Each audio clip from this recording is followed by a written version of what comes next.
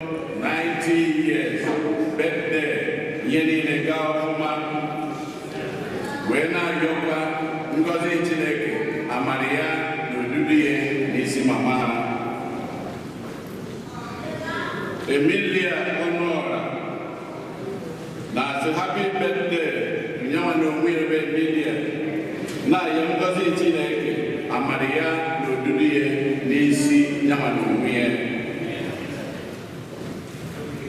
ekele ọmụmụ ya na yọkwa ngozi Chineke amariya n'oduduye n'isi lọta abada na ngozi Chineke n'isi lọta oge ugbu a ọ na-elota wee ji were nwa ya ezinụlọ amụchie na yọka Chineke were aka o ji abụọ ya na amariya wete n'aka nwa ha gosi na abụọ ya wee pụta bụ Ezira ọmọle Felix na Ann anụgbuo na ayọ maka mkpụrụ obi Felix nwa nwoke Felix Agụolu anụgbuo ndị nne na nna Ikembe na Chi Nwoko na ayọ maka mkpụrụ obi nwa ha na ndị be nwoke niile na-ayọkwa ka Ikembe na Chi Nwoko ka ọ bata n'alaeze Fidelia nna Chetere na ayọ maka mkpụrụ obi Charles Dike na Raymond Dike Monica Ogbuafọ na ayọ maka mkpụrụ obi Stella Eze Okoli ezinụlọ amụchie na ayọ maka mkpụrụ obi Prọfesọ Fidelis Amuchie Angela Mike Ofebu na ayọ maka mkpụrụ obi Ugeze Jude Amadi na ayọkwa odudu Chineke n'isi ezinụlọ Ugeze Jude Amadi ịma Ikebere na ayọ maka mkpụrụ obi Godfrey Ichoku Ọwa Catherine Ichoku Ọwa Gajetan Ichoku Ọwa Sister Demetra Ichoku Ọwa na John Ichoku Ọwa Angelo Kwelu na ayọ maka mkpụrụ obi Ugwueze Amadi Kalista Ebere Eze Okoye na ayọ maka mkpụrụ obi Chibọọlụ Eze Jedue onye nke nwụrụ ụbọchị ụka gara aga ka mkpụrụ obi ndị a niile nwụrụ anwụ anyị kpọpụtara ka mkpụrụ obi ndị niile kwenụ gara aga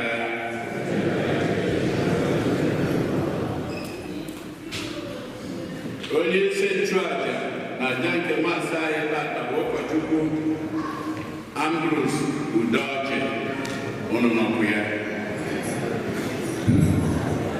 kịta ka anyị were aṅụrị n'okwukwe tiekọta ọnụ na okwukwe Entrance hymn number 77 na Igbo. Entrance hymn.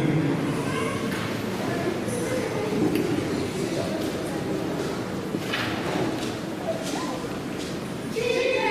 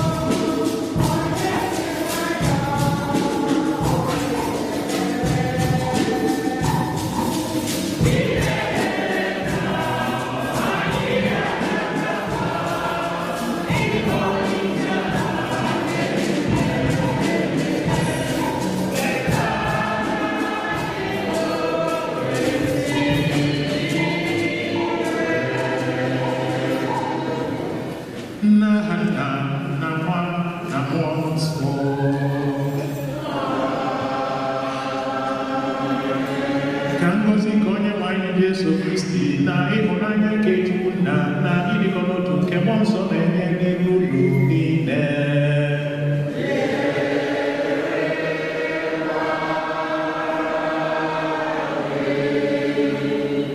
Iji kwado onwe anyị ọfụma maka emume nke Eucharistia n'ụwa ka anyị nyochie na akọnuche anyị ebe anyị si mejọ Chineke ka anyị yọọ mgbaghara.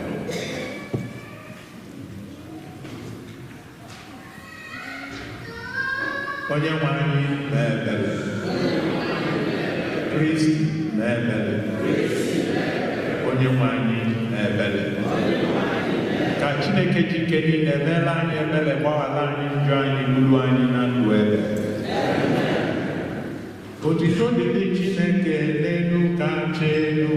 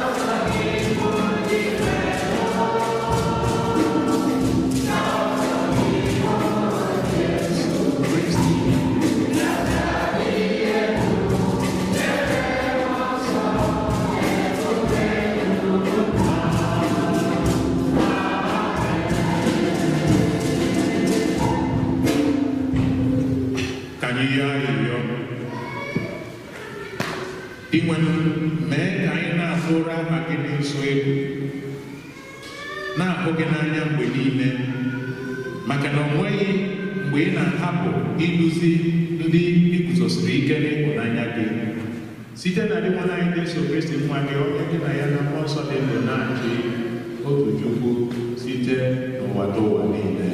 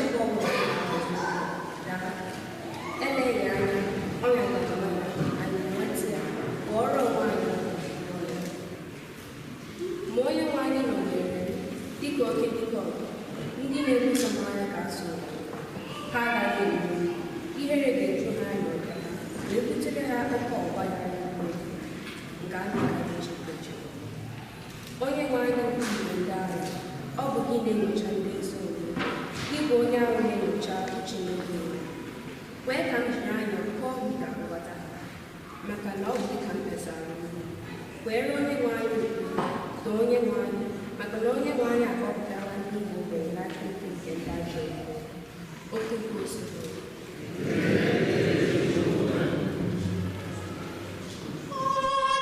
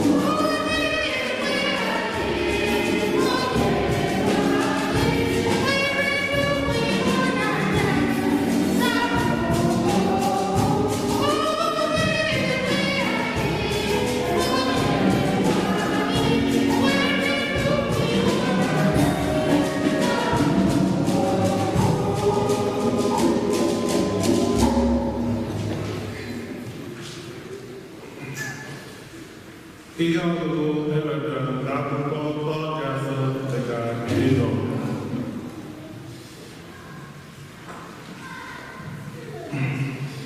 Dịka njọ si n'aka otu nwoke wee bata n'ụwa, ọnwụ sokwara njọ bata. Otu ahụ ka ọnwụ si rute mmadụ niile, maka na onye ọbụla emeela njọ.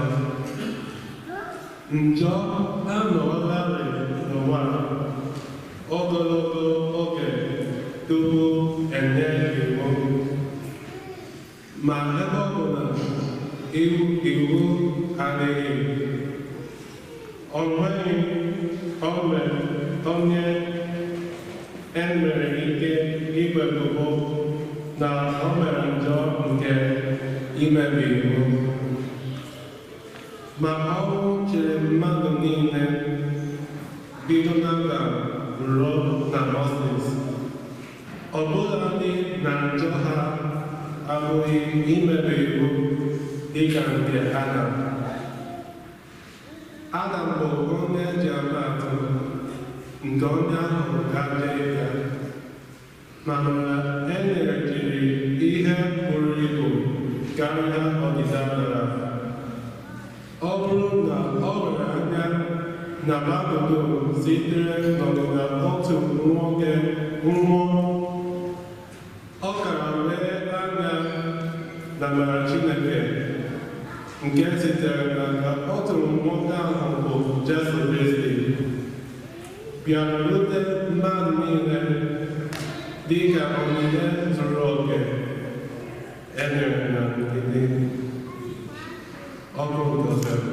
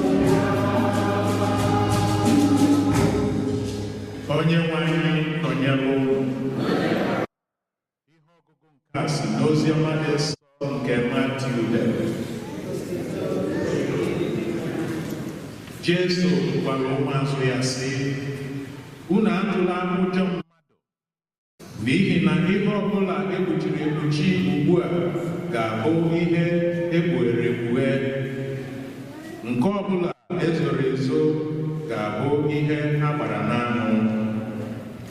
Ihe m gwara unu n'ọchịchị kwuonu ya n'ehihie ọcha, ihe m takwunyere unu na ntị kwusaanụ ya n'elu ụlọ. Unu atụla egwu ndị ahụ na-egbu ahụ ma ha enweghị ike igbu mkpụrụ obi, kama tụọ na egwu onye ahụ nwere ike ime ka ahụ na mkpụrụ obi laa n'iyi n'ọkụ ala mmụọ. Ihe a na-ere ụmụ nza abụọ ọ bụ na ọ bụghị naanị otu kọbọ, ma nke ọbụla n'ime ha enweghị ike ịda n'ala ma ọ bụrụ na nna unu amaghị. Ma otu ọ dị, akwụọlarị agịrị nke isi unu bụ n'ezi ọnụ. Ya mere, unu atụla egwu ọbụla, n'ihi na unu dị oke ọnụ ahịa karịa ọtụtụ ụmụ. Ya mere, onye ọbụla nke ga-ekwupụta m n'ihu mmadụ, aga m ekwupụta ya n'ihu nna m nke nọ n'eluigwe. Ma onye ọbụla nke ga-agọnarị m n'ihu mmadụ, aga m agọnarị ya n'ihu nna m nke nọ n'eluigwe. Ozi ọma nke osebụrụ ụwa.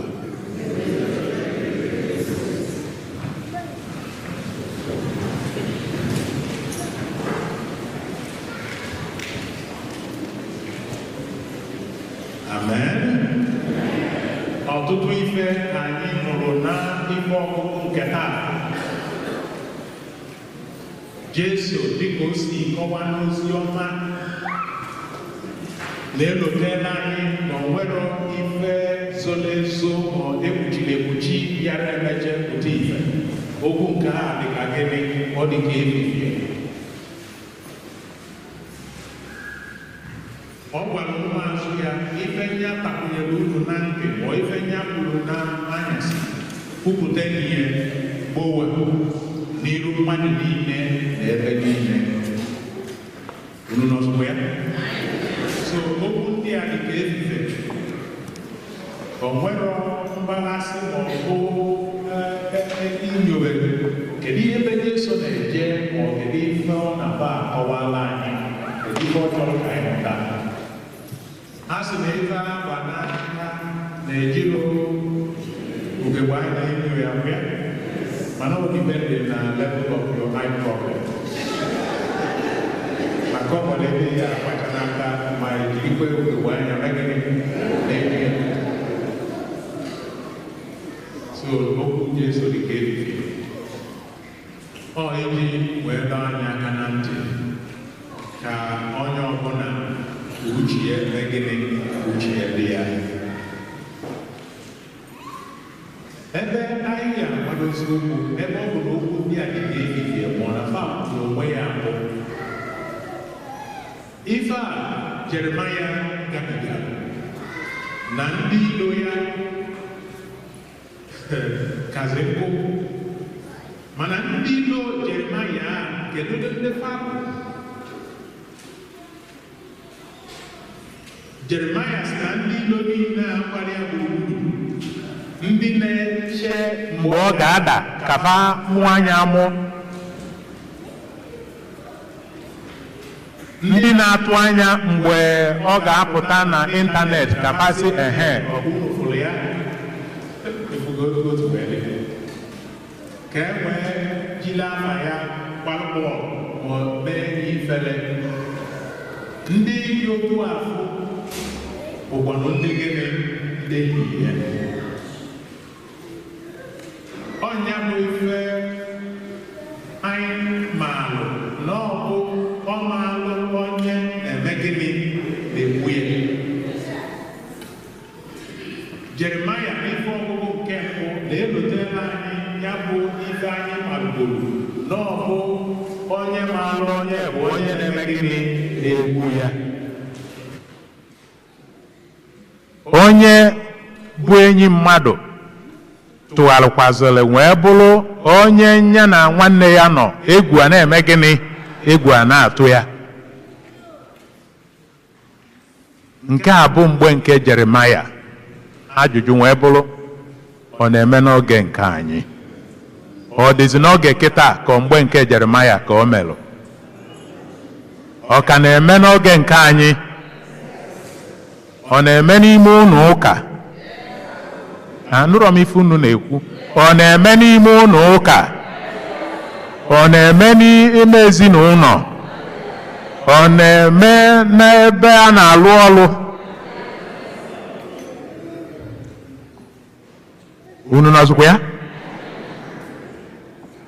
Iso na onye ọ bụ ya na nwanne ya nọ egwu a na-atụ ya? Okwu adaghalị ya. Efughị ya? Onwe ọzọ ya ekwula okwu. Onye ọ na-agbụla onwe ya. So ọnya ka m jisi ka ibido n'ebe a, maka na uche mmadụ adịka aṅaa. Ifugo ka anyị si zabe ya? Yes, na-abịa n'ime ụlọ ụka na mmadụ na nwanne ya ga-anọ egwu a na-eme gịnị? Egwu a na-atụ ya, maka na o nwere ike ọ bụrụ na ọchị ọ na-achịsa gị na ife dị ya n'obi na o mere gịnị? Ọ jọgburu denesigbue nkakwụ. Anyị abanyekwe n'ezinụlọ ajụọ m ụnụ, unu asị na o mere eme, banye ebe a na-alụ ọrụ asị na o mere eme. Ndị onezi bụ ya bụ ife n'isi, ọ ndị mmụọ ka ndị mmadụ. Nwee jụzi ya, ị na-eso na ya?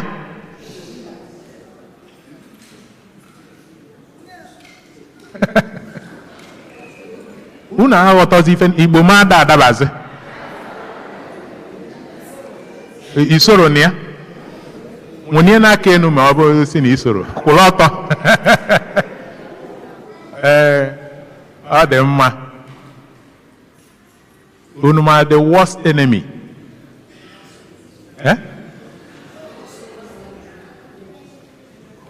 Onye ilo kacha onye ilo ya atụla egwu bụ onwe gị. Onye ilo kacha onye ilo ị ga-atụla egwu bụ gịnị? Onwe gị. Ọnya kpatalụ Jesu na onwe ya ji wee kọwaa anya in a different way. Na ife na-emelụ mmadụ abụrụkwanụ ife si n'ilo eme gịnị? Abata. Na ọ bụ ife dị n'ebe n'obi. Mgbe Jesu na-ekwu n'ozi ọma na onye ya atụla egwu abụrụkwanụ onye a na-egbu arụ, onye a na-akọtọ gị, onye a chọrọ ọdịda gị. Ọ bụrụ onye a ka ya atụla egwu. Onye ya atụla egwu bụkwanụ ife n'uyi egbu ma arụ ma gịnị ma mkpụrụ obi. Onye unu nọzụkwa ya? Ọkwa mmadụ nọkọtara jiri mma ma ọ bụ egbe bepụ isi si na ya nọzi suicide, kwugbuo onwe ya. Unu afụgo ife anyị na-atụla egwu? Nya bụ the worst enemy. Ama m na uche unu eluru ebe a mana ọnya bụ ife anyị bịara ka agbalie okwu Chineke. Ọnya bụ ife anyị atụla egwu. Ọ bụrụ ife onye ilo gwara gị, ọ na-akọ gị ọnụ. Ị nwere ego, ị nwere ụmụnna, ị nwere ụmụ ọkpụ, ị nwere ndị nna di. Ọkwa ya? Ị nwere ndị nna di. O nwere ife ị nwere, o nwekwuru ịgụtara akwụkwọ, in fact kọchaa gị ọnụ. Ife a bụ external enemy ka ọ bụ. Nke bụzi enemy kwatal enye enemy proper bụ ife ijizi, ife obi gị gwara gị gbasalụ ife onye ilo mere gịnị melụ gị. Ọnya bụ nke iya eke nkwụcha. Ka ọsọ ọnyanwa bụ nke nwezi ike imenyu gị pee.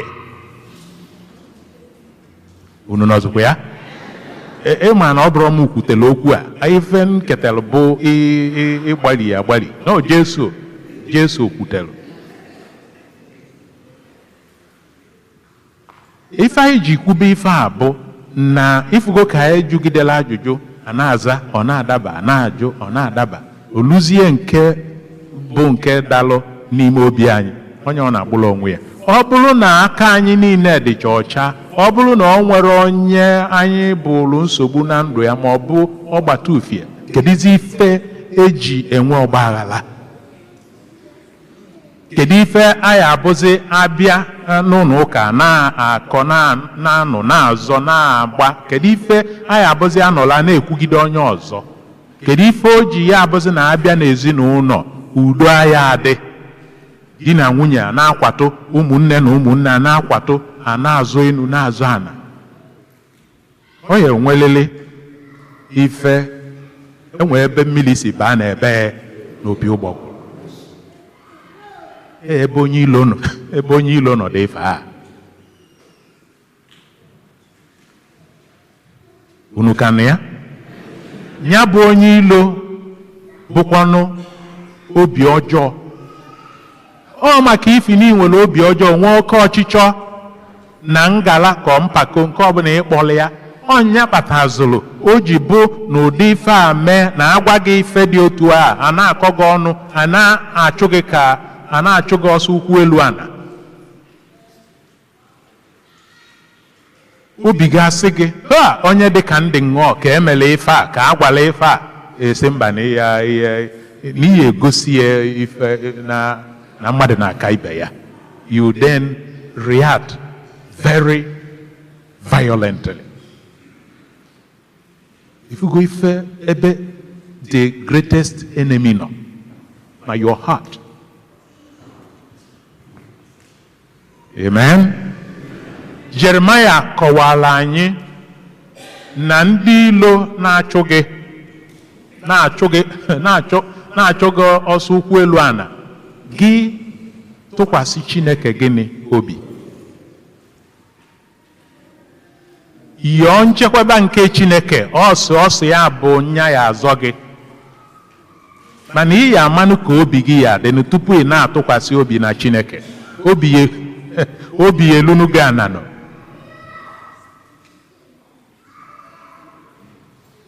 Tụkwasị obi na Chineke, ọnya bụ onye ga-enwetala gị mmeli n'aka ndị ilo gị. Ifrọ ife Jeremiah ji wee mechi ya bụ okwu n'ife ọgụgụ nke mbụ. Towards the ending of the first reading, ọsị solunum too Chineke, who has rescued the poor from the hands of the wicked. Ifugie Chineke bịa gbooli anya bụ gịnị ọgụ. Unu lote Psalm, enyemaka anyị dị n'aha dị nwenu, onye mere n'igwe na na. Ọzọkwa, enyemaka anyị dị n'aha dị nwenu, onye mere n'igwe na na. Ọ bụrụ na Chukwu achụbara anyị, ọ bụrụ na Chukwu echekwebere anyị mgbe fa achụbara anyị, fa ka eji anyị na ndụ nwere iwe na ọnụma kpọ anyị ọkụ. You know. So that's time amaka. Ọ bụrụ na Chukwu achụbara ọfa mgbe fa achụbara anyị, fa ka eji anyị na ndụ nwere iwe na ọnụma kpọ anyị ọkụ. Ma Chukwu daalụ nọ. Chukwu daalụ na ọchụbara fa mgbe fa na-achụ anyị. Unu n'ọzụkwa ya? So n'ime nsogbu niile ị na-eche na onye ilo na-ebutele gị, tụkwasị obi na gịnị na Chineke. Ilotekwezie na nsogbu nke afọ ma ọkọ ọchịchọ ma ajọ obi ma ngala na-ebutele gị, tụkwasị Chineke obi ka inwe ike inwere onwe gị. You have to liberate yourself first in order to be able to fight that enemy.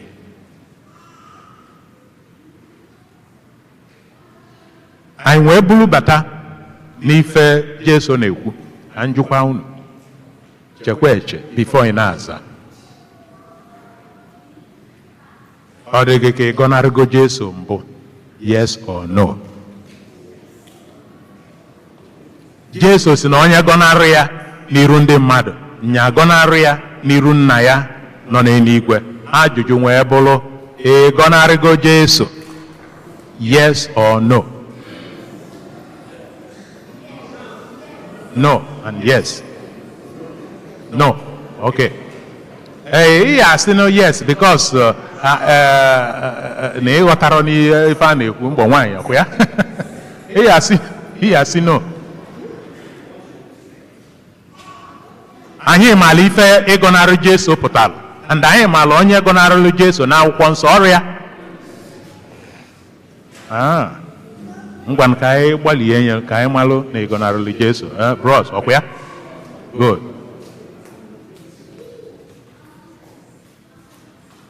Ịgọnarị Jesu bụ na-efula eziokwu kpuchie ọnụ maka ikwu eziokwu a o metụta di gị ma o metụta nwunye gị. O nwee elu ebe ị ekwu eziokwu ime gịnị ọnụ gị kpọm ịgọ ndị onekwa ọ n'ebe a sị nka njụa na ajụjụ onye ajụjụ ada efu ụzọ. Mgbe ifula eziokwu iyi ekwu mechie ọnụ maka ikwu enye, you lose your job. You have denied Christ. Imenu gị yes or no? Efughị na ịgọnarịgo Jesu, so na nsogbu dịrị gị. Ọ ya agọnarịkwa gị ugboro 7 n'iru nna ya nọ n'ebe. So ọ bụkwa na ọ dịghị ka ijebe gị n'igwe ifugo na nke bụ nsogbu ma gịnị ka dị. Onye fụrụ eziokwu kpudie iru na ana ịgọnarịgo Jesu. Jesu si na ya bụ ụzọ, eziokwu na gịnị. So mgbe ịgọnarịla eziokwu ịgọnarịgo onye, ọ bụzikwa mmukwulu nke a. So eche na nọọsụ Pita gọnarịla Jesu. Mgbe anyị fụrụ eziokwu gọnarị ya, nọlụ ebe a na-emegbu mmadụ, onye aka ya dị ọcha mechie ọnụ, anyị agọnarịgo gịnị? Jesu. I am the light of the world. Ya bụ ife ka ị nọ anapị ka apịnyụọ imechie ọnụ, and ị nọrọ ebe afọ apịgide ya bụ ife mee gịnị? Pinyụọ enye. Ịgọnarịgo Jesu.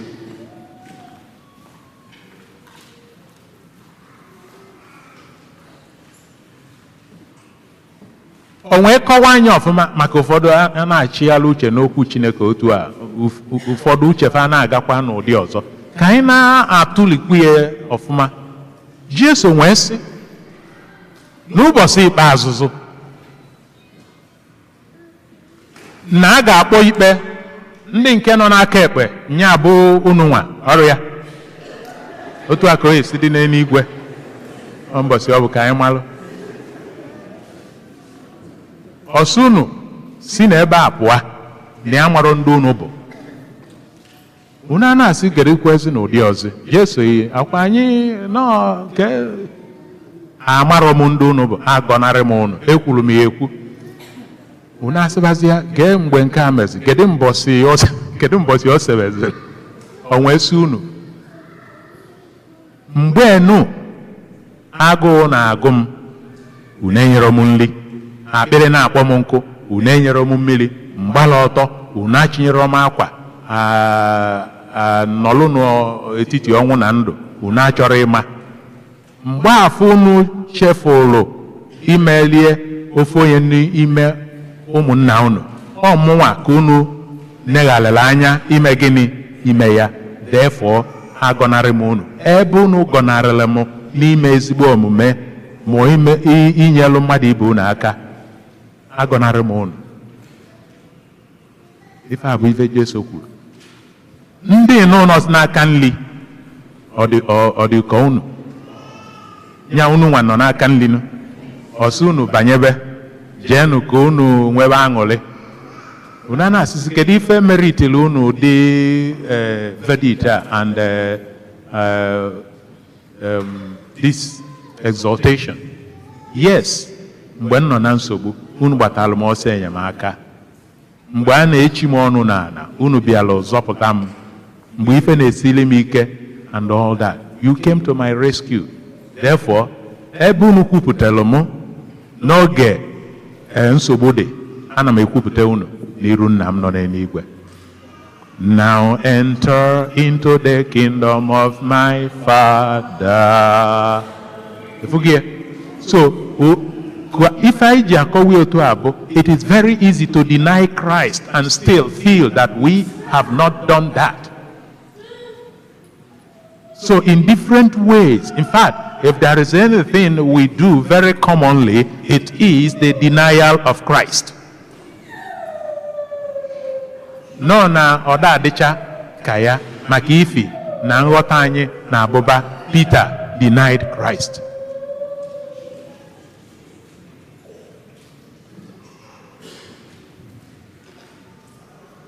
The story of Lazarus and the rich man.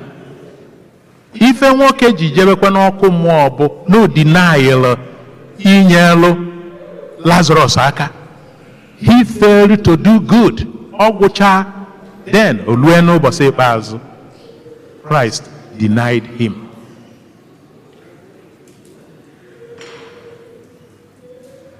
Ifugie na mgbe anyị meghala ọlụ dịla anyị anya n'ebe mmadụ ibe anyị nọ, anyị emego gịnị? Anyị agọnarịgo Jesu. Ihe amazịnị nke ọgụ ụfọdụ iwe na ọnụma ejughị afọ ife kwesịrị ime nnu ime gịnị ijiri iwe gbaa abụbọ. You are denying Christ. Ma father dia, ma brother dia, ma sister dia, ma mama dia, ma papa dia, ma nwokolo ọbịa, ma nwa agbọghọbịa dia. When out of anger you fail to do what God expects you to do at a particular moment, you have denied Christ. Unu nọzụkwa ya? So ọ bụrụ na anyị kwetalụ na anyị edinaigo Jesu Kristi site n'omume anyị gasị, unu afọ na nsogbu dịla anyị ife ọpụta bụ na elu ụbọchị ọ bụ na ọ ya eme gịnị? O ya edinai anyị. Kedu ife anyị ya eme? Kedu na ife anyị ya eme? Ka ọ na okwu Jesu kwuru o miniri ya? Nchegharị ka anyị ọbịa mgbaghalụ ka ama na ọ ya ekwe. Ọgwụcha, the essence of this message is for us to understand so that we can redress our steps. That's the only thing. So you're right. Repentance. Ọnya ka o ji bụ na ọ bụ na ọta ka anyị bidolu mebe ife dị mma, ọ ka mere gịnị? Ọ ka dịbalụ gboo. Chineke na-eneghala anya na nke gara aga na ife ya jọgbuo onwe ya bụ na anyị kpochiri obi. Anyị ka na-ekwugodu maka denial, nya bụ ịgọnarị. One word ịgọnarị. Keduzi maka nke ikpebili nnọọ ife ọjọọ ikpebili nwee na-emezi? Now you become a destroyer or a persecutor of your neighbor. Ihe amazi the level of denial ihe enweta. They are not the same. Nke a bụ na ifuru eziokwu maybe out of fear. Like Peter. Nke Peter, ife Peter jikwanu kama bụ na egwujie. Egwujie ndị anụnwa ji Jesu anọkatakwa eme gịnị? Jidie and then do the ka ọ na-atụ ya ụtọ ịghọta ife na-ekwu. O nwee gọnarị Jesu. So mana gedozi maka no onye sozi kpaa nkata for selfish interest, then enwee lee Jesu ma ọ bụ enwee mebie ezinụlọ mmadụ ma ọ bụ enwee mezie ndụ mmadụ ọ bụrụ ife eji melife ọchị. That deliberate or conscious decision to destroy. Ifrọ na nke a bụzi nne na nna nke dị iche. so na ya bụ okwu agwa m unu na o miri emi onye ka m ji sị ka anyị sechalụnụ ndị dị ka efifie denụ tọsasịbazịa ndị a nwechalụ ka ọ dị. So a ka na-ekwu denial of good things, which implies denying Christ. But what of being the promoter or the architect of evil to destroy justice, truth, life, and peace in the church, in the family, and in your place of work? You orchestrated it. And then everyone na-atazi afụfụ. Abịa n'obodo onwe bụrụ gị mụnyere ọkụ n'obodo, mụnye ọkụ n'ụlọ ụka, mụnye ọkụ n'ụmụ ọkpụ, mụnye ọkụ n'ụmụ ọna, ọkwa ya? Ụmụnna. Ndị ụmụnna na ndị nna dị ọkwa unu bụ ofu? Ọkwa ya? Ebe ọ bụ na ịmụnyere ọkụ, ife ama bụ na ịmụnyere ọkụ.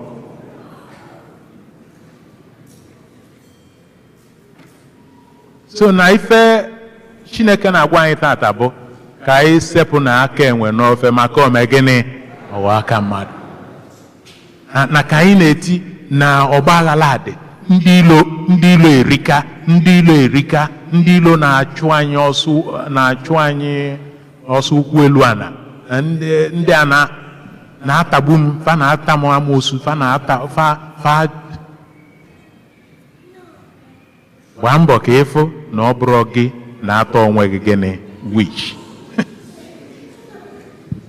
Gbaa mbọ ka ịfụ na ọ bụrụ ajọ obi gị na oke ọchịchọ na enwere obi mgbaghalụ gị na-atọ onwe gị gịnị witch, ma ọ bụ amoosu ma ọ bụ ekwensu, ife ọbụla ịkpọrọ ya. Ka anyị sepụ n'aka n'ịmụnye ọkụ n'ime mmadụ ibe anyị.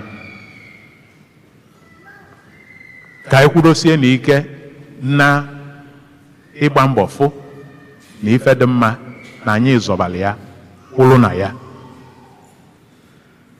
Ịgọnarị eziokwu taa, ikpe nkwụmọtọ na ife dị mma, ịgọnarị ya taa, emechee na ị ya arapụ n'ụwa. Kedụzi maka ndị ya esotezi gị fa atabazi ya n'afụfụ ngọnarị afụ ịgọnarịla eziokwu, i wee mụnye ọkụ ma ọ kụnye mkpụrụ nke esemokwu na ọgba aghara, ihe emeche na rapụ ụwa, den mkpụrụ ịkụrụ etobe n'ụmịba. Ka Chineke nyere anyị aka ka anyị nwee ike ịtụkwasị obi n'ime nsogbu niile na-adakwasị anyị. Ebe anyị si megasịa mistakes, ka anyị meghalịanụ na o site adịlị mma na ọ ka mere gịnị ọ ka dịbalụbo. Ka Chineke gọzie anyị site na Kristi dị nwe na anyị.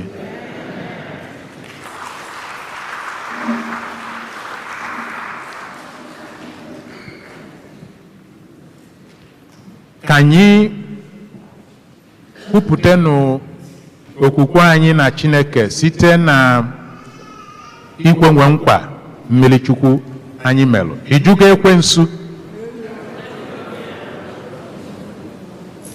n'otito ya na nlafu ya niile na ọlụ ya niile.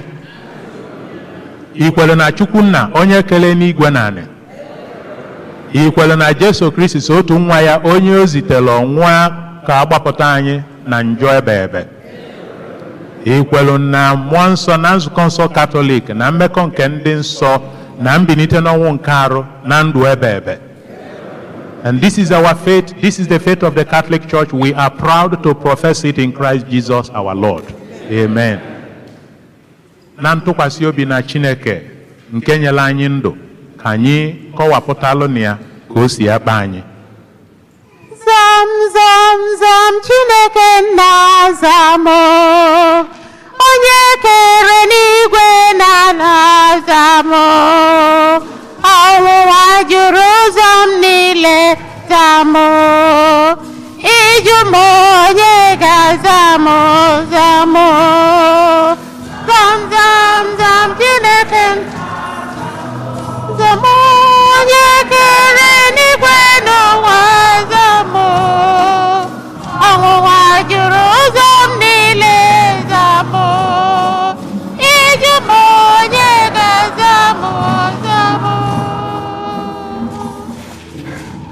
maka ndị niile akpọ n'ọkwa dị iche iche maka iledo ụka Chineke nke Chineke anya, ndị na-arụ ọrụ ịgbasa okwukwe n'ebe niile, ọkacha na mba ndị na-achọ eze okwukwe nke Chineke, ka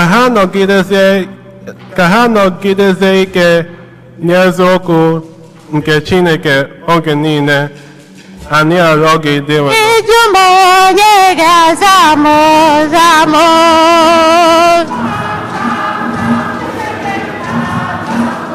Onye kere eluigwe n'ụwa za m.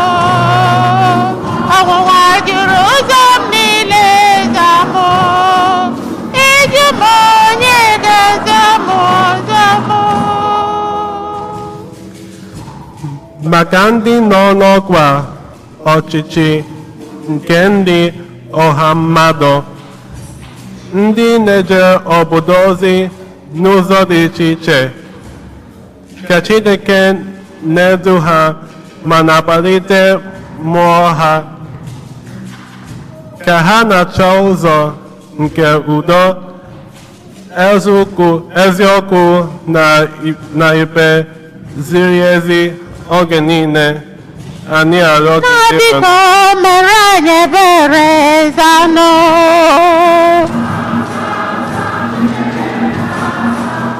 Onye kere eluigwe n'ụwa za m. Ọnwụnwa juru ụzọ m niile za m. Iju m onye ga-aza m za m. maka ndị niile na-achọ ọrụ ga-akwụ ụgwọ ga-ezuru ha n'ezinụlọ ha, ọrụ ndị na-akwalite ugwu na nsọpụrụ nke mmadụ, ka ebere Chineke zute ha, ka ha na-egosipụta ịhụnanya Chineke oge niile. Anyị arịọ gị dịwa Ezinna mere anyị ebere zanụ. Zam zam Chineke nna zam. Zam onye kere eluigwe n'ụwa zam. Ọnwụnwa juru ụzọ m niile zam. Iju m onye ga-aza m zam. maka ndị na-elekọta ụmụntakịrị, ndị agadi na ndị ọrịa n'ezinụlọ ha, ka Chineke na-agbaha ume na-agọzi ha n'ọrụ ọma nke ha na-arụ. Anyị arịọ gị dịwanụ Ezinna anyị na-arịọ gị ọzanụ.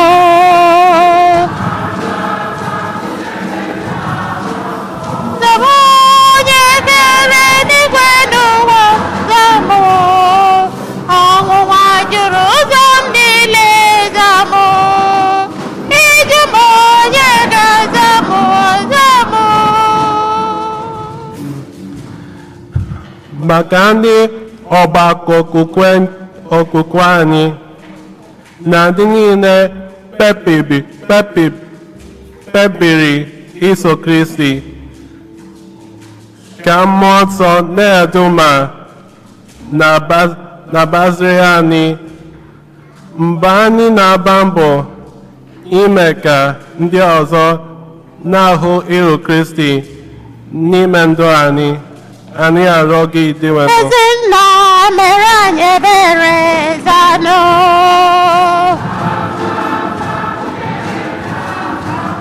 Onye kere eluigwe n'ụwa za m. Ọnwụnwa juru ụzọ m niile za m. Iju m onye ga-aza m za m. maka ndị nwụrụ anwụ, ọkacha ndị anyị n'obi, na ndị anyị na-echeta n'ụzọ pụrụ iche na Mass tata, ndị rụrụ n'ọcha dị iche iche, ka ha keta oke n'ebere Kristi. Onye hụrụ anyị n'anya, anyị arịọ gị dịwanụ. Ezinna mere ebere zanụ.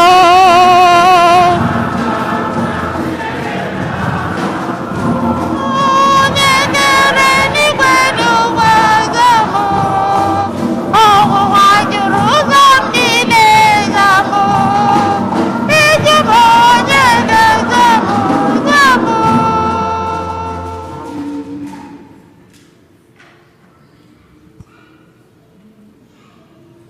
Chineke nna pụrụ ime ife niile, anyị akọwapụtagolu gị ka o si akpa anyị, ma na ịmaala ife na-akpa anyị karịa otu anyị si kọwapụta ya. Anyị na-agbakwanyezi ịmala ife ndị a ga-adị anyị mma ka na arụ ka na mkpụrụ obi. Biko meela anyị fa niile n'oge na n'ụzọ o si masị gị site na Kristi inwe na anyị.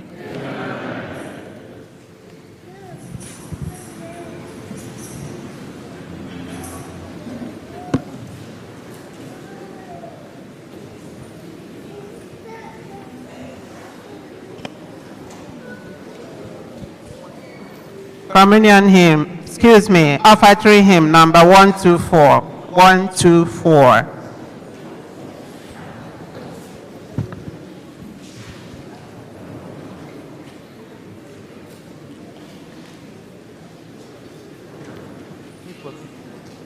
Ihe m nwere ka m ga-enye dị nwenụ m, sọ onyinye nke dị mma na nsọ Chukwu. Were ihe ọma kelee Chukwu, kelee ya Chineke nwee ihe ọma dum. Were ihe ọma kelee Chukwu, kelee ya Chineke nwee ihe ọma dum. Nye nọ Chukwu onyinye nọ ihe mere ka m ga-edi nwenụ, sọ onyinye nke dị mma na nsọ Chukwu. Were ihe ọma kelee Chukwu, kelee ya Chineke nwee ihe ọma dum. Were ihe ọma kelee Chukwu, kelee ya Chineke nwee ihe ọma dum. Ọ bụ ihe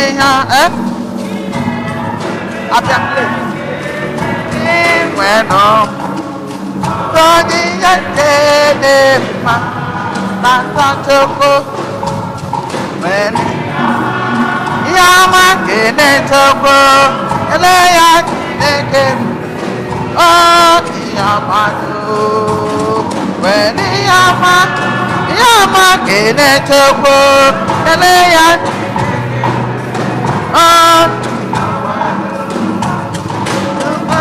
na nsọ eze Chukwu. Ihe nwere na nke na-enwe onyinye nke ihe ọma kelee Chukwu, kelee ya onye ọma dum. Ihe ọma kelee Chukwu, kelee ya na onyinye nọ na ihe ọma.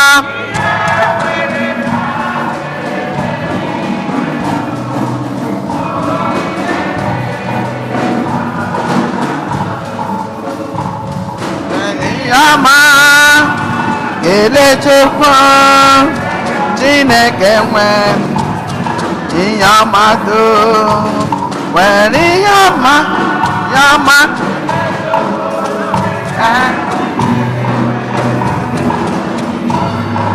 nyenụ Chukwu obi ụnọ,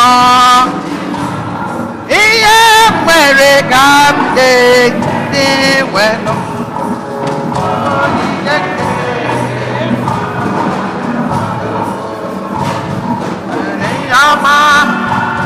Kelee Chukwu,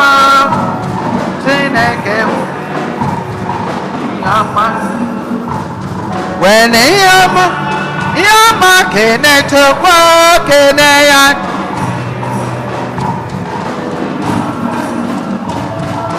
onye nyono eze chok ihe nwere ka nke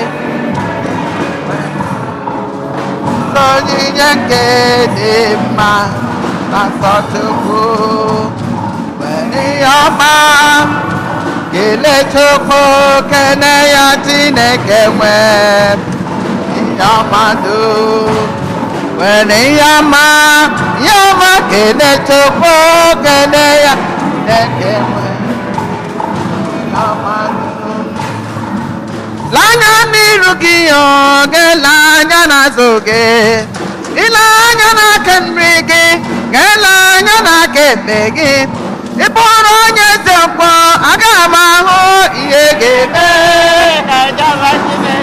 asị m na ị ga-ahụ ihe ga-eme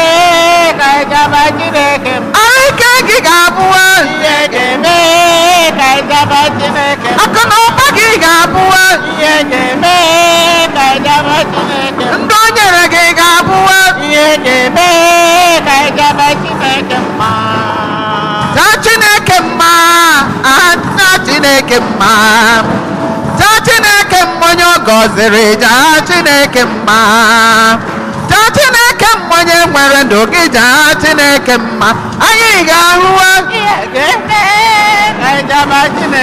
asị m na ị ga-ahụ ihe ga-eme ndị nwere ga-abụ ihe ga-eme Chineke ahụike gị ga-abụ ihe ga-eme Chineke ezinụlọ gị ga-abụ ihe ga-eme Chineke mma kpọọ omemma kpọọ omemma kpọọ omemma omemma kpọọ omemma kpọọ omemma kpọọ omemma omemma kpọọ omemma kpọọ omemma kpọọ omemma omemma kpọọ omemma agụ na-eche mba kpọọ omemma omemma kpọọ omemma ikuku ama n'ọnya kpọọ omemma omemma kpọọ omemma echeta obesi ike kpọọ omemma omemma kpọọ omemma omemma kpọọ omemma kpọọ omemma kpọọ omemma kpọọ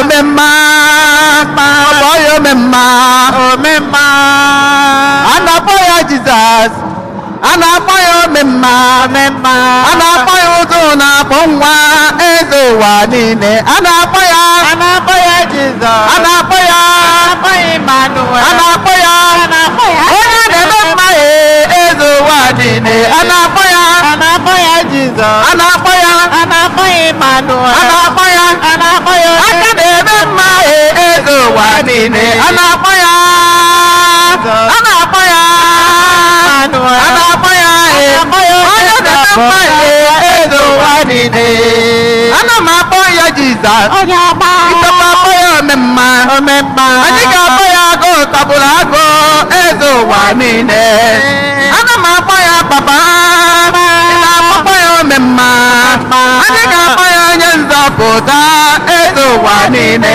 a na-akpọ ya Jizọs a na-akpọ ya Emmanuel a na-akpọ ya onye na-eme mma eze ụwa niile kpọrọ m ya Chineke dị mma kpọrọ m Jizọs nwoke obiọma Chineke dị mma kpọrọ m ya Chineke dị mma nwoke obiọma Chineke dị mma kpọrọ ya onye obiọma kpọrọ m ya Chineke dị mma kpọrọ m Jizọs nwoke obiọma Chineke dị mma kpọrọ ya onye obiọma kpọrọ m ya Chineke dị mma Jizọs nwoke obiọma Chineke dị mma kpọrọ ya onye obiọma kpọrọ m ya agụ na-eche mba kpọrọ m Jizọs nwoke obiọma Chineke dị mma kpọrọ ya onye obiọma kpọrọ m ya dadi kpọrọ m ya nwoke obiọma Chineke dị mma kpọrọ ya onye obiọma kpọrọ m ya chọta obesi ike kpọrọ m Jizọs nwoke obiọma ọ gọziela m Chineke si na ọ gọziela m ebighị ebi o. Ọgọziwo m o, ọgọziwo m ebighị ebi. Ọ gọziela m onye nwe ụwa nna m, ọ gọziela m ebighị ebi o. Ọgọziwo m o, ọgọziwo m ebighị ebi. Onye nwe m ndụ m, papa si na onye nwe m ndụ ebighị ebi o. Ọgọziwo m ebighị ebi. Onye nwe m arike Chineke nna na onye nwe m arike ebighị ebi o. Ọgọziwo m, ọgọziwo m ebighị ebi. Ejichi m lele, Ọgọziri m, ejichi m lele o. ọgọziri m, Ejichi m lele, ọgọziri m, ejichi m lele. ọgọziri m, Onye na-eme mma e, ọgọziri m, ejichi m lele. ọgọziri m, Onye na-enye ike, ọgọziri m, ejichi m lele. ọgọziri m, Ejichi m lele, ọgọziri m, ejichi m lele. ọgọziri m, Ejichi m lele, ejichi m lele. Ọ gọziri m agọzi ya papa. O tinyere m ụjọ n'ime ndụ m papa e. O mere m mma, o nyere m ndụ o nyere m ahụike. Ọ kpọrọ m ọrịa, ejichi m lele. ọgọziri m, Ejichi m lele, ọgọziri m, ejichi m lele, ọgọziri m, ejichi m lele. Onye na-eme mma, onye bụ dike, ọgọziri m, onye na-enye udo, ọgọziri m, onye dị dike. Ọ gọziri m agọzi, ọ gọziela m Chineke nna, ọ gọziela m ebighị ebi. Ọ gọziela m Chineke nna m, ọ gọziela m ebighị ebi o. ọgọziwo m, ọgọziwo m ebighị ebi. Onye nwe m ndụ, onye nwe ụwa nna m, onye nwe m ndụ ebighị ebi. Ọgọziwo m, ọgọziwo m ebighị ebi. Mmadụ gịnị ka ọ bụ? Mmadụ gịnị ka ọ bụ? Mmadụ gịnị ka ọ bụ? Mmadụ gịnị ka ọ bụ? O mere onye isi ahụ bụ ụzọ ya. Aha mmadụ gịnị ka ọ bụ? O nyere ndụ mgbe ndụ na-adịghị adị ya. Aha mmadụ gịnị ka ọ bụ? O mere onye agadi ya nye nwere ndụ. Aha mmadụ gịnị ka ọ bụ? Tọya tọya n'ọba eze. Toya toya n'obeze. Tọya tọya n'ọba eze. Toya toya n'obeze. Nwanne m bulie ya. O bulie aha ya. Nwanne m bulie aha ya. O mere gị mma bulie ya. O nyere gị ndụ bulie ya. Ọ gwọrọ gị ọrịa bulie ya. Ọ gọziri gị bulie aha ya elu. Elu Chineke kachasị mmadụ niile elu. Onye kere ụwa kachasị mmadụ niile. O nwanne m bulie ya. Nwanne m bulie ya. Onye mere mma bulie ya. O nyere gị ndụ bulie ya. Ọ gọziri gị bulie ya. O nyere gị ụmụ bulie ya. Ọ gwọrọ gị ọrịa bulie aha ya elu. Elu Chineke kachasị mmadụ niile elu. Onye kere ụwa kachasị mmadụ niile. Nwanne m bulie ya. Bulie aha ya. Enyi m bulie ya. Nwanne m bulie ya. O mere gị mma bulie ya. Ọ gwọrọ gị ọrịa bulie ya. Ọ gọziri gị bulie aha ya elu. Elu Chineke kachasị mmadụ niile elu. Onye kere ụwa Kachasị mmadụ niile. ị ga-asị m efela ya. Ọ gị ga-emere m ihe ọ na-emere m. Ị ga-asị m efela ya. Onye na-eme mma emeworo m ihe m na-arịọ ya. Ị ga-asị m efe na ya. Emere m ihe ọ na-emere m. Ị ga-asị m efe na ya. Ike mkpa mgbe emeworo m ihe m na-arịọ ya. Ị ga-asị m efe na ya. Emere m ihe ọ na-emere m. Ị ga-asị m efe na ya. Onye na-eme mma emeworo m ihe m na-arịọ na ya. Ị Gasị m efe na ya. Emere m ihe ọ na-emere m. Ị ga-asị m efe na ya. ayọrọ ya nwa onye m nwa mmaji mmaji. Ị ga-asị m efela ya o. Ọ ga-ege emere m ihe ọ na-emere m. Ị ga-asị Gasị m efe na ya. Titi bụ mgbe emeworo m ihe m na-arịọ ya. Efe na ya. Emere m ihe ọ na-emere m. Ị ga-asị m efe na ya. Gbarụrụ n'igwe anyị ga-ahụ onye nzọpụta. Anyị ga-ekele ya na ihe ọma niile o mere anyị o. O zoro anyị ezi ụzọ wee zọpụta anyị n'oru. Ọma mma Jizọs onye ebere m ga-asị ya. Ga-asị ya. M ga-asị ya. Onye na-eme mma. Aga m ekele ya mma.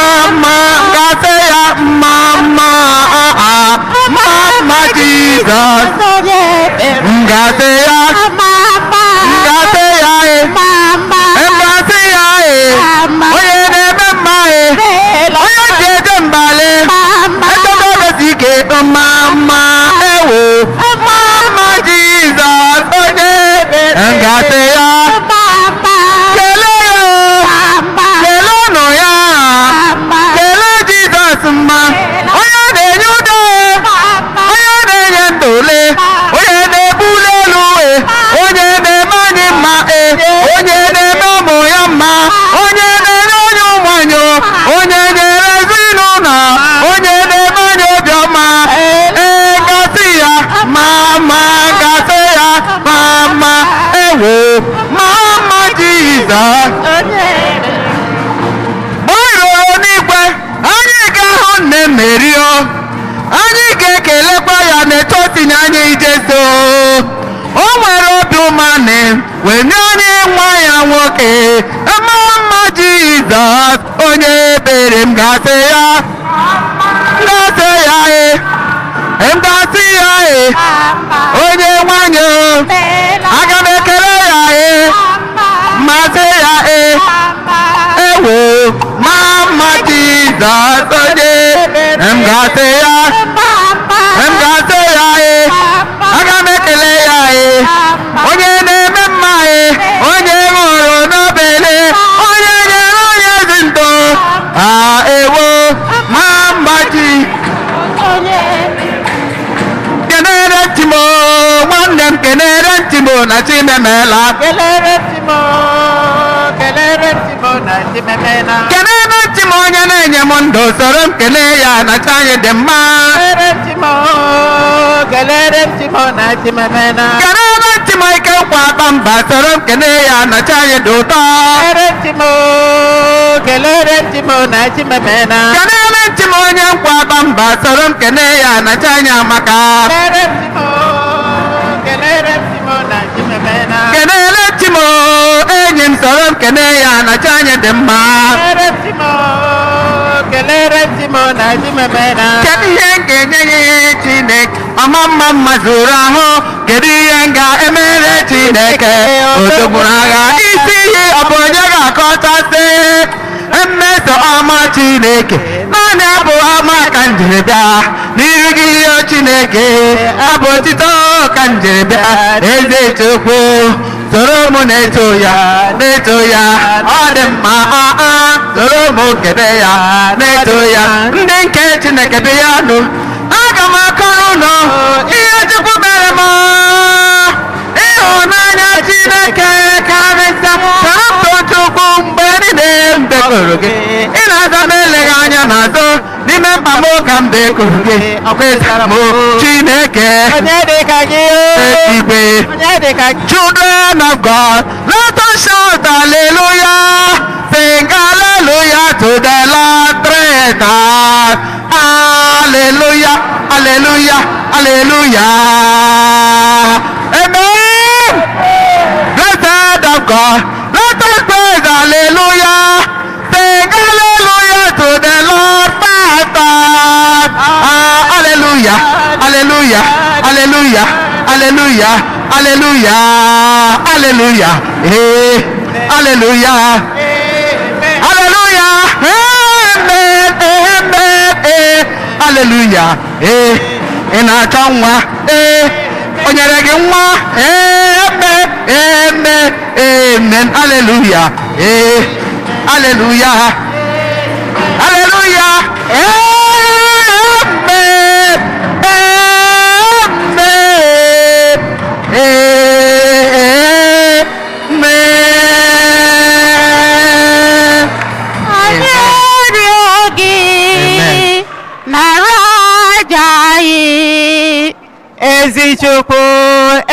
Chukwu nabata ya were ya gọzie ya mekwa ya nna ka ọ dị m kwesịrị ga repeat anyị arịọ gị nara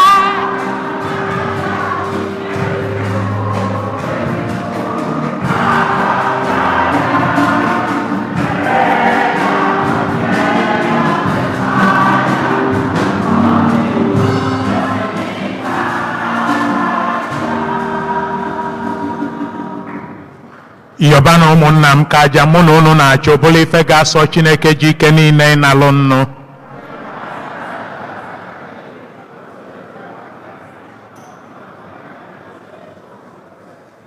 Onye nwe anyị nara aja otito nke a na-emeda gị obi maka njọ anyị, mee ka ọ wụcha anyị ka anyị dịkwa ọhụrụ, mekwa ka anyị were obi anyị niile na-achụnyere gị aja nke a na-amasị gị site na Kristi dị nwe anyị.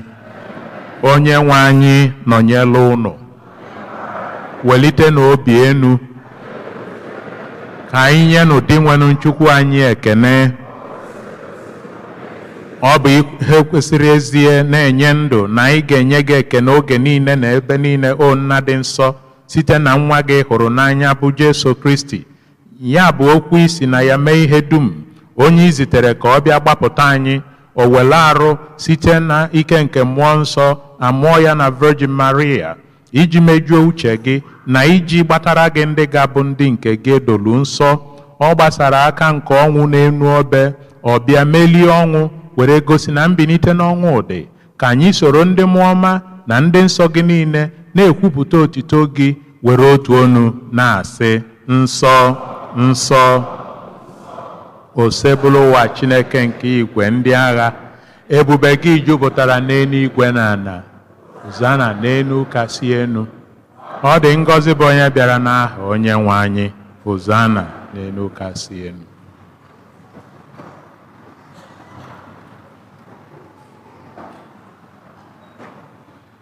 Ịdị nsọ ezie, nna ịdị nsọ ezie, sọ gị na-edo ihe dum nsọ. Anyị na-arịọ ka ido onyinye ndị a nsọ site n'ikwasa ha mmụọ gị, ka ha wee ghọrọ anyị ahụ na ọbara nke onye nwe anyị Jesu Kristi, onye bịara tupu edunye ya n'ọnwụ nke o jiri aka ya were nara, were achịcha, nye ekene na otito, nyawaa ya, nye ya ụmụazụ ya, sị: naranụ nke a, rienụ ya unu niile, nke a bụ ahụ m nke a ga-eduru nye maka unu.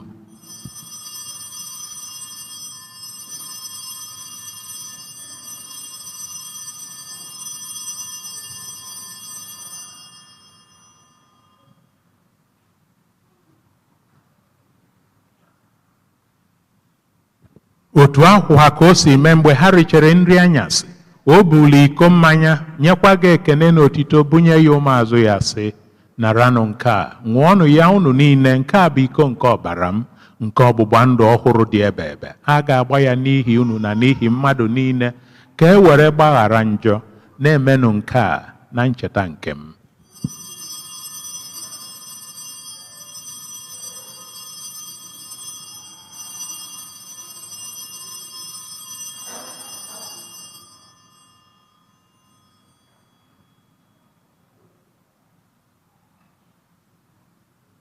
Ka anyị kwupụta na ife omimi nke okwukwe anyị na-eme ugbu a. Nna, o na mbilite n'ọnwụ gị wee ruo mgbe ị ga-abịa ọzọ. Nna, na ncheta nke ọnwụ na mbilite n'ọnwụ nke nwa gị, anyị ebunye gị achịcha nke ndụ na iko nke nzọpụta. Anyị na-ekene gị n'ihi na ị kwere ka anyị dị mma ịhụrụ n'ihu gị na-efe gị. Anyị ji umeala arịọ ka anyị bụ ndị na-anata ahụ na ọbara nke Kristi bụrụ otu site na njikọ nke mmụọ nsọ. Nna, cheta nzukọ gị gazuru ụwa niile, mee ka ịfụnanya gị jupụta ya. Gozie popu anyị bụ Francis, na Archbishop anyị bụ Jose Gomez, na ndị ofufe altar gị niile. Chetakwa ụmụnne anyị ndị ji okwukwe wee gaba n'ezumike nke ọnwụ. Kpọbata ha na ndị ọzọ niile nwụrụ anwụ n'ihe nke ebube gị. Biko meela anyị niile ebere, ka anyị soro Virgin Maria dị ngọzi, nne nke Chukwu, na ndị apọstụl na ndị nsọ gị niile, ndị mere uche gị n'ụwa wee keta ndụ ebe ebe. Ka anyị soro okwe ha na-eto gị, na-edo gị ebube site na Jesu Kristi nwa gị. Ihe niile ekere eke na-esonye bụ Kristi, na-esikwa n'ime ya na n'aka ya, na ịdịkọ n'otu nke mmụọ nsọ, na-enye gị bụ Chukwu nna ji ike niile, nsọpụrụ na otito niile site n'ụwa ta ụwa niile.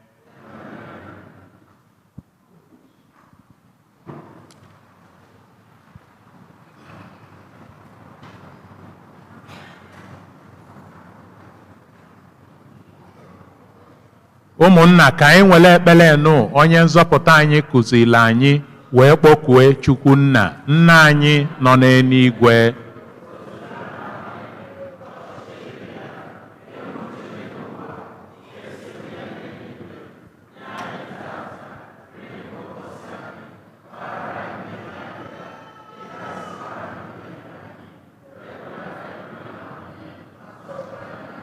Zọpụta anyị, anyị na-ayọ gị o osebụlụ ụwa n'ajọ ihe niile, were ebere nye udo n'oge nke anyị site n'inye aka ebere gị, ka a zọpụta anyị na njọ oge niile, anyị ewelu gbanarị nsogbu niile, welu nchekwube dị nsọ, na-atụ anya maka mbịaghachi nke onye nzọpụta anyị Jesu Kristi.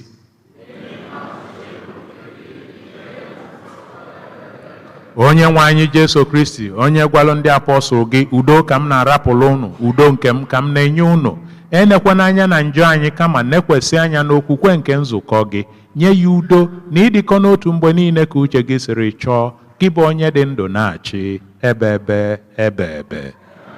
Udo nke osebụlụ ụwa dịla unu mgbe niile.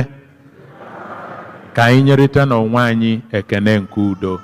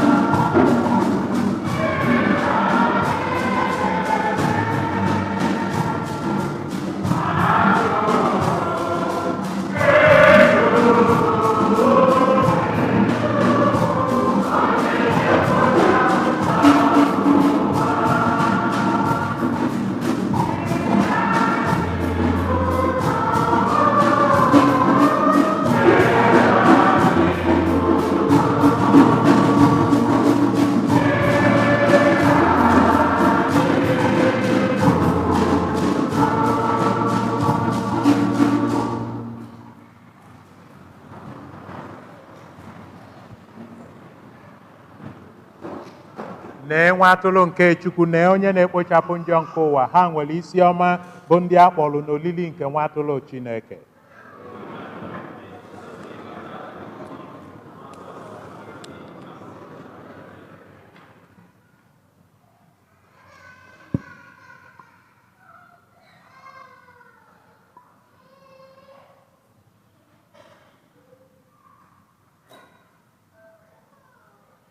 Hymn Okwenata Oriri number 283. 283.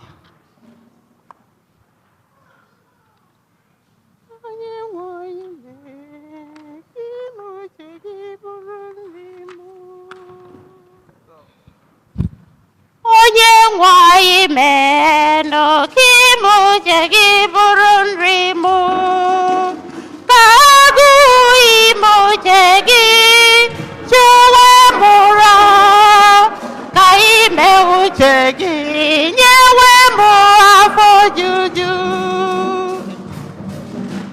Onye nwe anyị mee n'oke ime uche gị bụrụ nri mụ, ka agụụ ime uche gị chụwa mụrụ, ka ime uche gị nyewe mụ afọ juju. Ngọzi dị n'elu na-agba okirikiri, n'ezie amara zuru oke na-ahụ gị iyi na ndụ ha bụ ndị na-anabata uche Chineke. Onye nwe anyị mee n'oke ime uche gị bụrụ nri m, ka agụụ ime uche gị chụọ mụrụ, ka ime uche gị nyewe mụ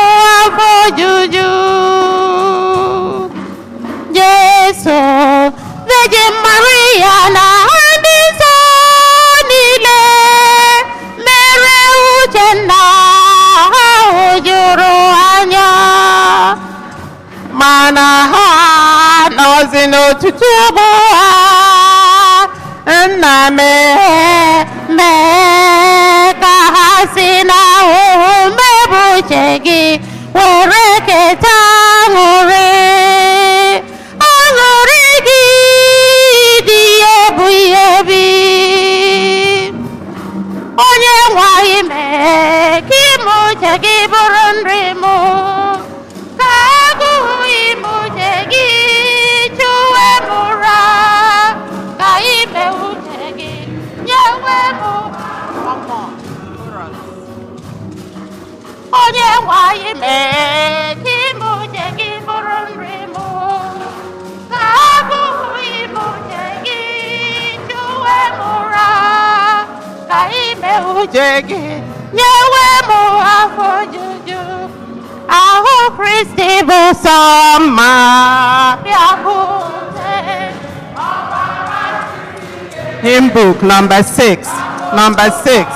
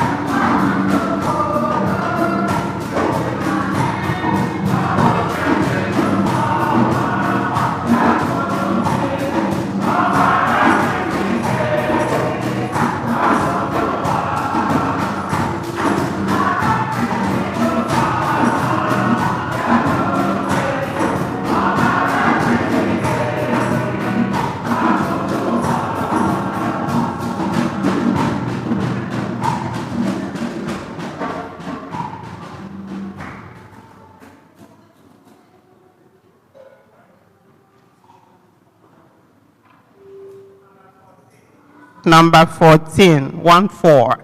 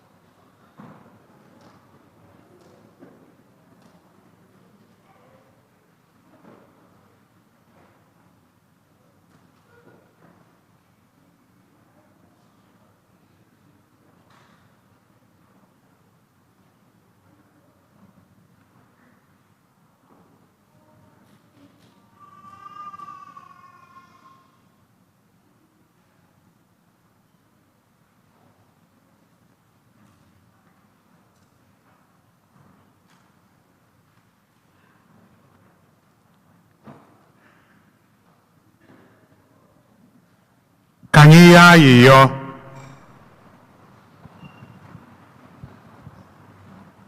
di nwenụ m ị na-enye anyị ahụ na ọbara nwa gị dị oke ọnụ iji mee ka ndụ gị dị ọhụrụ n'ime anyị site n'obiọma gị mee ka anyị na-eketa n'ihe omimi a dị nsọ ugboro ugboro wetara anyị nzọpụta n'uju anyị yọrọ nke a site na Kristi dị nwe n'anyị.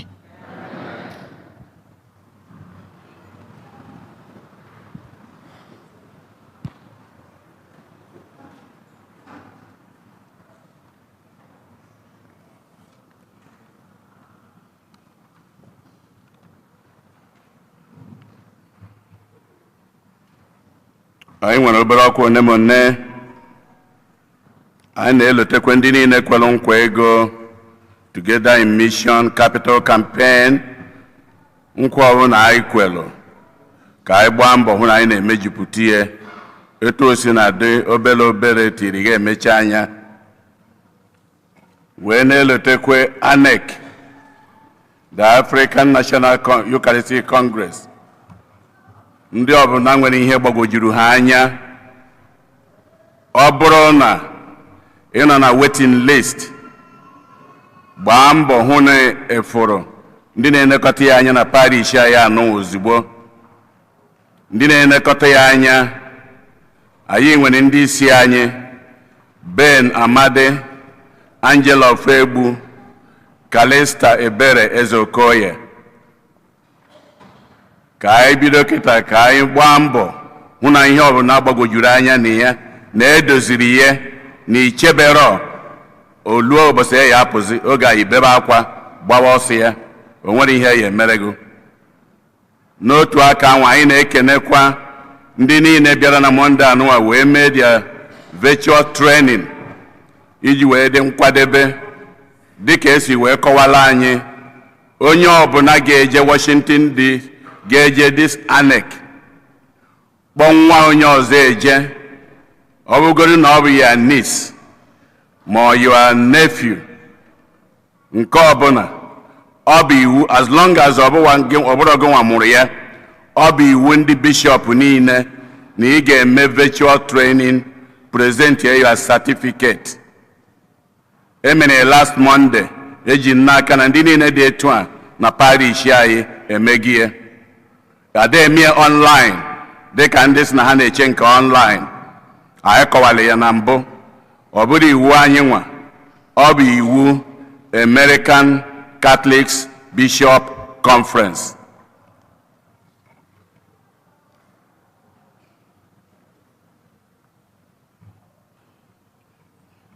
Nke a bụ maka ndị young adult agbasa youth and young adult unu nwere choir practice. Young adults unu nwere virtual Zoom meeting this afternoon 4 p.m. with Sister Joanne Okereke, Washington D.C. Ọ bụ ya dị in charge ihe niile a na-eme gbasara anyị niile n'ụzọ dị iche iche. So ndị young adult anyị gbaa na mbọ no matter what that you zoom in 4 p.m. today. And in Kekanke, our young adults do understand that you must be there to support one of you.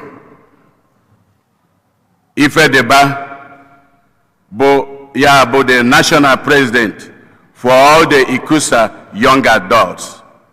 All of you in this parish, we are saying you should and you must dial in at that 4 p.m. Zoom conference.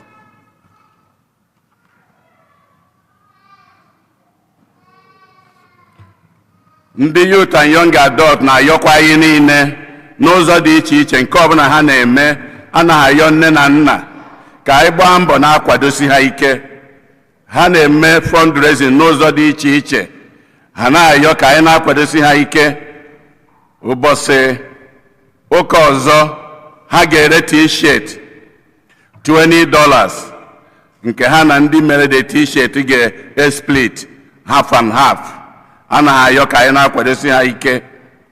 Ha ga-erekwa pastries $5 ụbọchị ụka ọzọ. Ya bụ ụzọ ọbụla ha si ayọ anyị ka anyị kwadosie ha ike n'ụzọ dị iche iche. Ọ bụ etu a ka ha ga-esi wee kwụrụ. And ka anyị si afụ ndị young adult ndị nke anyị ji kịta, obi siri ha ike, ha ma ebe ha na-eje, ha ma ihe ha na-alụ, ka anyị kwụrụ ha n'azụ chim.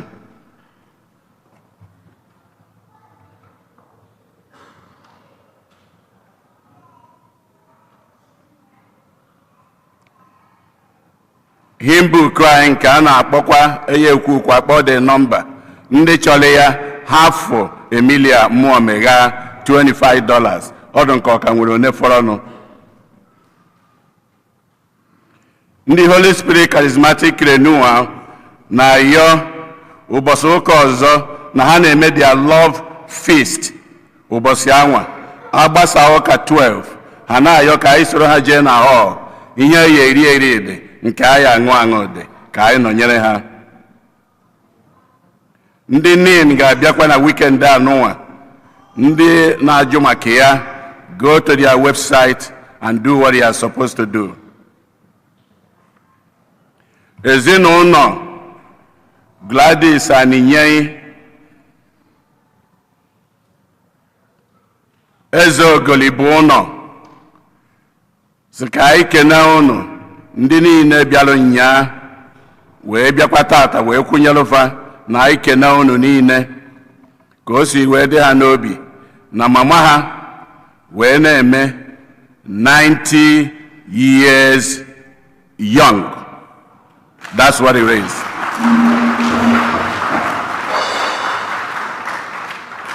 Ndị afụnụ ha ebe ndị grandma na-awụri egwu enwe aṅụrị, unu fụrụ ya nya.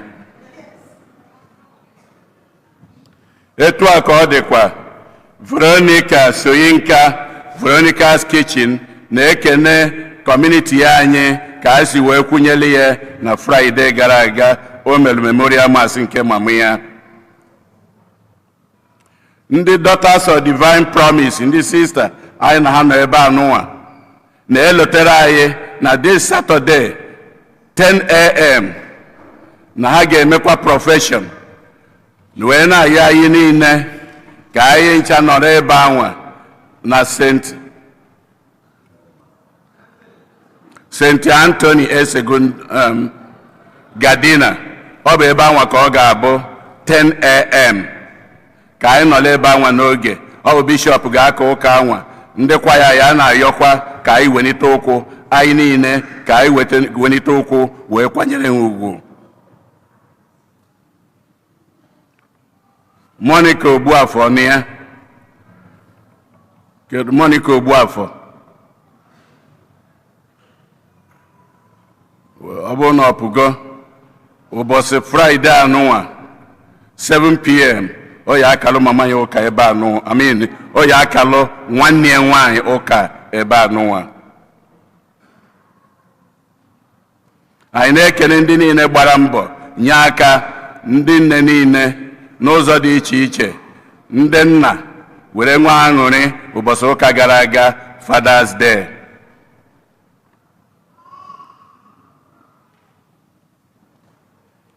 Kịta ana m ayọ Edith Chuke ka ọ fụta.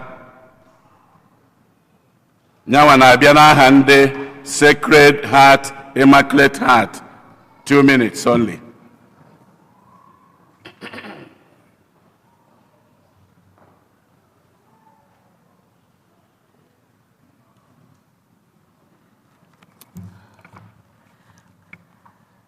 Glory to Jesus.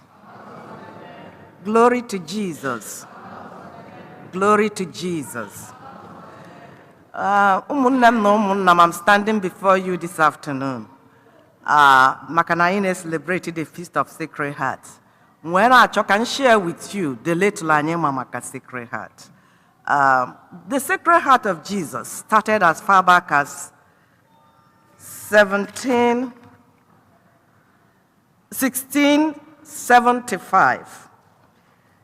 He first appeared to Margaret Mary in 1673 and then appeared again in 1674.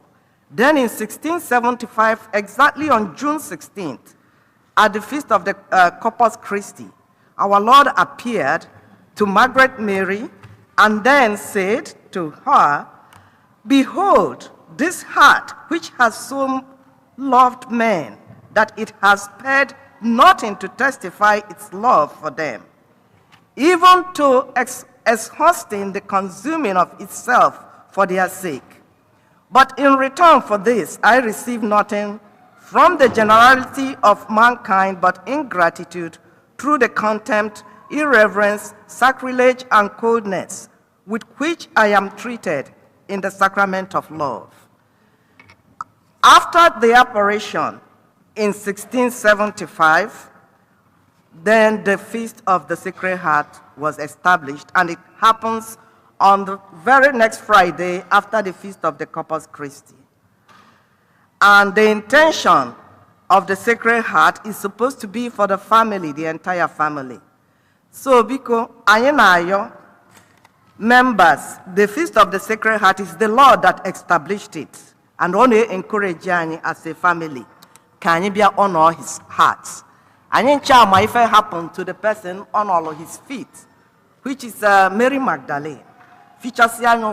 She was the first person that saw the Lord after the resurrection. And I'm telling you, if you honor any part of his body, and he requested for us to honor his heart, you will benefit from it. So join us. We have prayers 8 p.m. every Thursday, and we also meet after the Mass in front of the Sacred Heart. Daalunu. Glory to Jesus.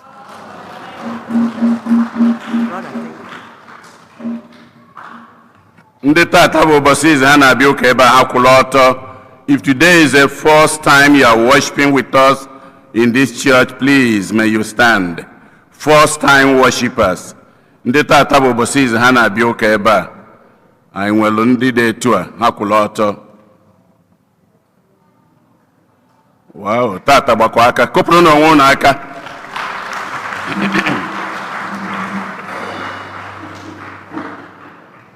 Keta ihe mee mma ayaja ya mma. Ana m akpọ mama anyị Gladys Aninye Eze Ogolibo nọ ka ọ pụta ka anyị niile amara mmadụ one tọrọ ya ebe a ka anyị kpekwara ya ekpere ka Chineke nyekwa ya arụ ike, nyekwa ya ogologo ndụ. Fada biko nyere ya aka ka ọ pụta. Mama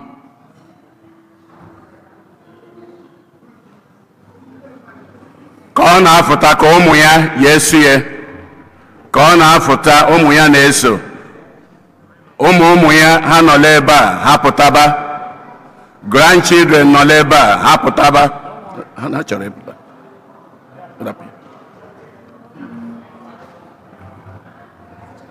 Ha chọrọ ịpụta ebe a. Mama na onwe ya na-afụta. All the children, all the grandchildren, all the great-grandchildren, all the great-great-great-grandchildren, if we have them, come out. Ka anyị kụpụrụ ọnụ ha aka, ọ bụ ihe aṅụle.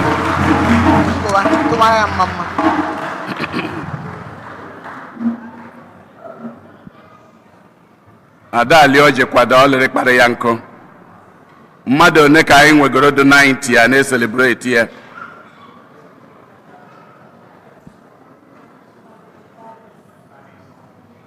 Go and join them.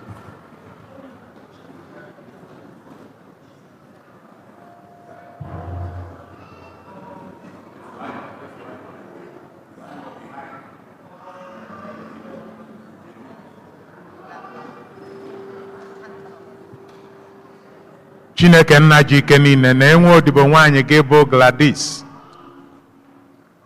Tata ka ọ na-celebrate birthday nye na-enyelie ogologo ndụ wee na-enwe aṅụrị. Anyị wee gbakọ na tata wee na-ekene gị n'isi ya. 90 years abụrụ 90 days. So gị maara ife gịnị ya na-eme. So gị maara ife gịnị ya na-eme iji wee chekwaba ya. Anyị na-ayọ na nya bụ ife jikọrọ gịnị ya ga na-aga n'iru wee ruo n'isi njedebe. Gladys, ntụkwasị obi n'ebe ị nwere na Chineke n'ime nsogbu na ọya na ọgbaghara na ndị ilo ma ndị ama juru ụwa niile, ka nya bụ ntụkwasị obi ị nwere n'ebe Chineke nọ ka na-edu gị wee rue n'isi njedebe, ka a na-ayọ n'isi gị, ka a na-ayọ n'isi ụmụ gị na ndị niile bụ ndị nke gị, ka Chineke tụkwasịrị gị ndụ n'elu ndụ, ka ọ nwetakwala gị udo, agamniru na nchekwebe site na Kristi dị nwe n'anyị. Happy birthday to you. Happy birthday to you. Happy birthday, happy birthday, happy birthday to you. Congratulations. to Warrior Mama. See you. See ya no me lao. Jesus to Warrior Mama. See ya no me la. See ya ni me la. Ya ni me la. Kena ya no me la. Ya no me la. Jesus to Warrior Mama. See ya no me. Oh nyama. Oh nyama oh nyama oh nyama. Ese Jesus oh nyama. Asị ka anyị kwụsịzie maka etu o si wee dị mama ọ arapụ ekwere na-aga ọ ya agbagide egwu ebe a ụlọ iburu anyị niile n'ọka o si wee dị ya. Mama daalụ. Ọ bụrụ na agbasaa ezinụlọ ọkwara si na anyị akpa ngazi n'eze, ndị Sacred Heart nwekwara ihe ha nwere a ga-erikwa. Anyị wee na-enyekwa Chineke ekene n'ụzọ pụrụ iche n'isi Marcus ọkwara, onye nke ọ bụrụ my dad ọsị ya na ndị mmụọ na-alụ ewere lugido Chineke were bịazie bụ onye isi ndị mmụọ wee sị ya na ọ ka ya esi anyị wee nọlụ. Biko ka anyị kọpụrụ na Marcus ọkwara aka. Anyị na-ekenekwa ya ka o si wee dị etu a. Ndị niile amụrụ ka anyị si eme. This is the last Sunday, ụka ikpeazụ n'ọnwa June. If you are a June baby, may you stand up. Ndị niile amụrụ n'ọnwa nke June, please may you stand. Happy, happy, happy birthday. Happy, happy birthday. Happy, happy, happy birthday. Happy, happy birthday. Brother, happy birthday. Happy, happy birthday. Sister, happy birthday. Happy, happy birthday. Happy, happy, happy birthday. Happy, happy birthday. May Jesus bless you. Happy, happy birthday. Kịtazi anyị na-ekene ụkọchukwu kala anyị ụka tata. Anyị maali ya ọfụma bụ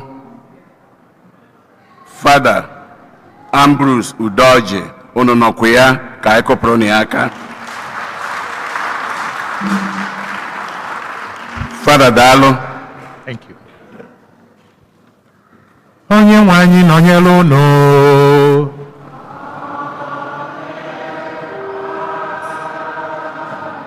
Ka Chukwu ji ike niile gọzie unu, Nna na Nwa na Mmụọ Nsọ.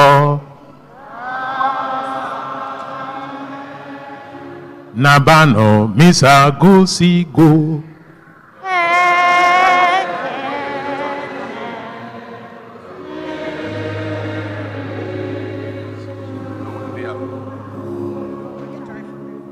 Ndị grandma chetanụ na o nwere onye chọrọ ịfụ unu na ọgbọ unu ebe unu na-anọ. O nwere ya afụ unu ebe anwa ndị grandma. Ukwe mgbasa number 271. Tobenu Chineke.